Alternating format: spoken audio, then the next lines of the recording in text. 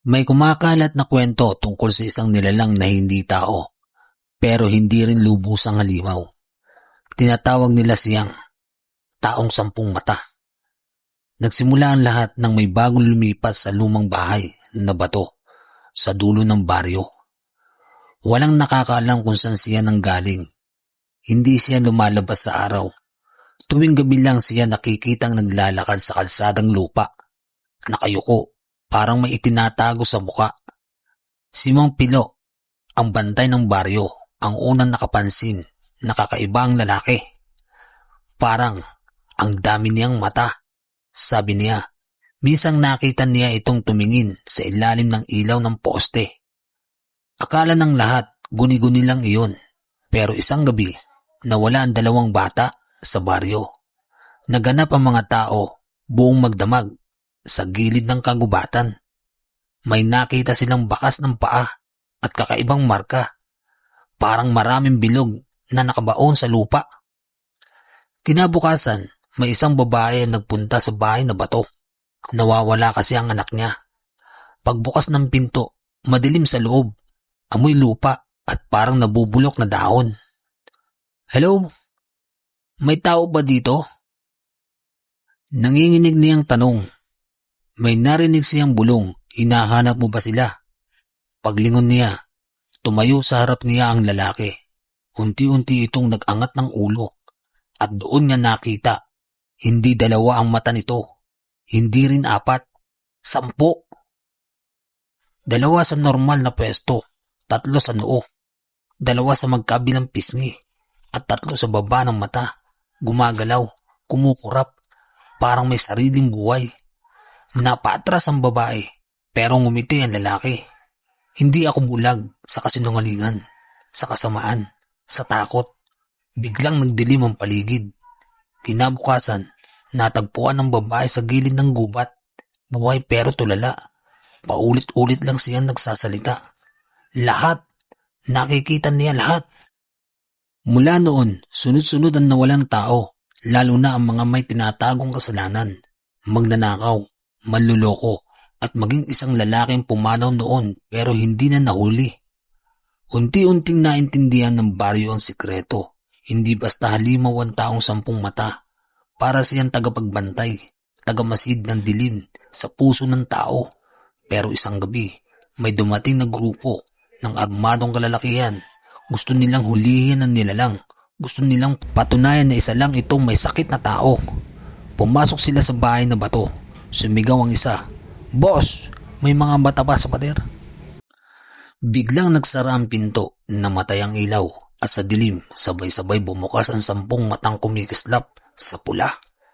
Isa lang ang nakalabas sa kanila. Puting-puti ang buhok, at ang sabi lang niya, bago tuluyang mabaliw, hindi siya tao, siya ang mata ng gabi.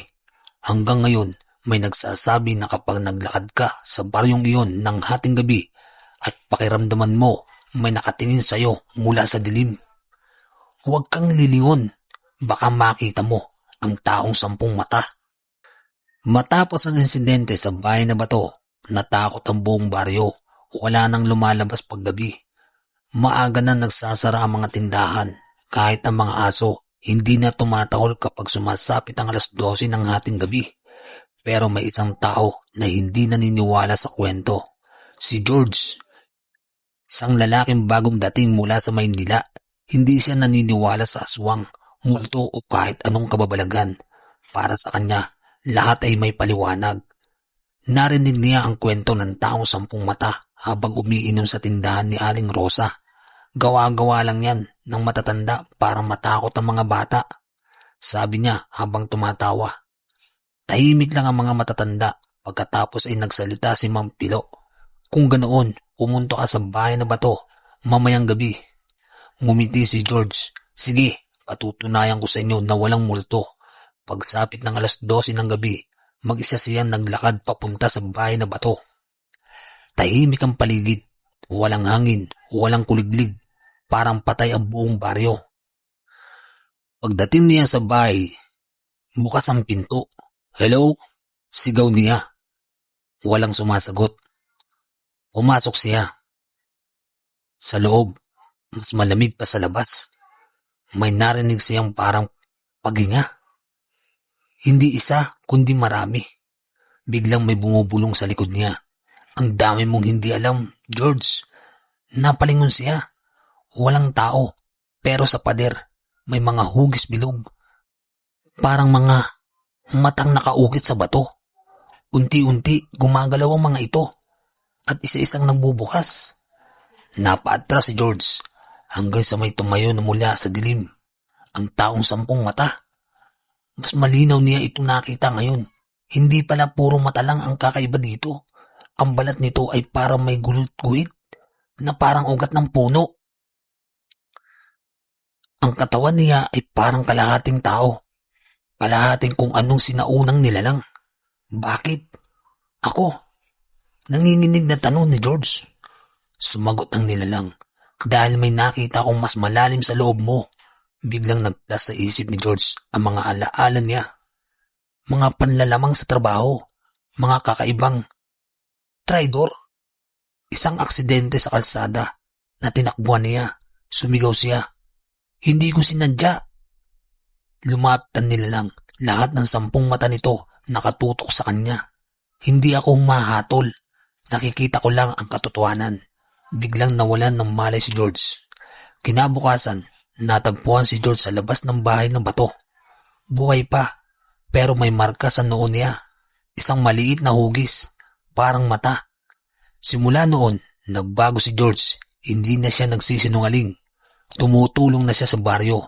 Inalagaan niya ang mga matatanda at tuwing gabi, minsan nakikita siya ng nakatayo sa may gubat, parang may kausap sa dilim. May mga nagsasabi, hindi lahat ng nakakatagpo sa taong 10 mata ay nawawala. Ang iba, ginagawang tagamasid. At kung mapansin mo raw na parang may nakakakita sa lahat ng ginagawa mo, sa liwanag, sa dilim, kahit mag-isa ka, baka hindi ka nag-iisa, baka may isa pang pares ng mata ang nagbabantay sa'yo. Lumipas sa mga buwan matapos ang nangyari kay George. Tahimik na ulit ang baryo, pero hindi tulad ng dati. May kakaibang pakiramdam ang mga tao, parang may nagbabantay sa kanila palagi. Si George, tuluyan nang nagbago. Hindi na siya palabas-labas. Mas madalas siya nasa gilid ng gubat tuwing gabi. Minsan nakikita siyang nakatingin lang sa dilim, parang may kausap. Isang gabi, sinundan siya ni Mang Pilo. Tahimik siyang nagtago sa likod ng puno at doon niya nakita. Nakatayo si George sa harap ng isang malaking puno. Ang puno ay sobrang luma, halos kasing lapad ng maliit na bahay. Sa katawan ng puno may mga hugis bilog, parang mga mata. Biglang may lumabas mula sa likod ng puno ang taong 10 mata. Mas nakakatakot ito ngayon, parang mas matangkad, mas payat, mas marami ang guhit sa balat na parang ugat ng puno. Lumuhod si George. Handa na ako, sabi niya. Kinabahan si Mampilo. Biglang nagsalita ang nilalang. Panahon na para malaman mo ang pinagmulan ko. Biglang nagdilim ang paligid. Parang dinala si George sa ibang panahon. Libu-libong taon na ang nakalipas. May isang sinaunang tribo sa kagubatan. Naniniwala sila sa isang espiritu ng katotohanan. Isang nilalang na nakakakita ng lahat ng kasalanan at kabutihan ng tao. Para maprotektahan ang mundo sa sobrang kasamaan, nag-alay sila ng isang tao, isang lalaking ipinanganak na may kakaibang kakayahan. Nakakaramdam ng kasinungalingan sa isang ritual. Pinagsama ang espiritu ng kagubatan at ang kaluluwa ng lalaki. Doon ipinanganak ang unang tagamasid, ang taong 10 mata. Hindi siya halimaw, hindi rin siya tao.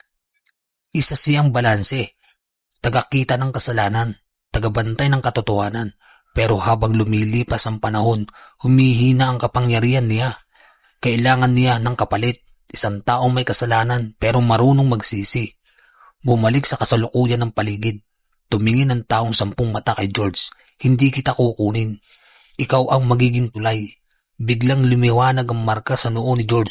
Sumigaw siya, pero hindi sa sakit. Parang may pumasok sa kaalamanan ng isip niya. Simula noon, hindi na nakita ulit ang taong 10 mata, pero si George, nagkaroon siya ng kakayanang makita ang katotohanan sa tao. Hindi 10 mata ang meron siya, pero sapat para makita ang tama at mali. Naging tahimik siyang tagapagpayo ng baryo at unti-unting nawala ang kasamaan sa lugar nila. May alamat na kumakalat hanggang ngayon kapag sobra na raw ang kasamaan ng isang lugar, kapag sobrang dami ang kasinungalingan, kapag wala nang natitirang konsensya ang tao, babalik ang taong 10 mata. Ang aral ng kwento, hindi kailangan may 10 mata para makita ang tama at mali. Kung marunong tayong magsisi, magbago at gawin ang tama kahit walang nakatingin, hindi na kailangan dumating ang dilim para ituwid tayo. May mga kwento na hindi para manakot, kundi para magpaalala na may mga bagay sa mundong ito na hindi pa natin lubos na nauunawaan. Ito ang PLTV, Kwentong Kababalaghan.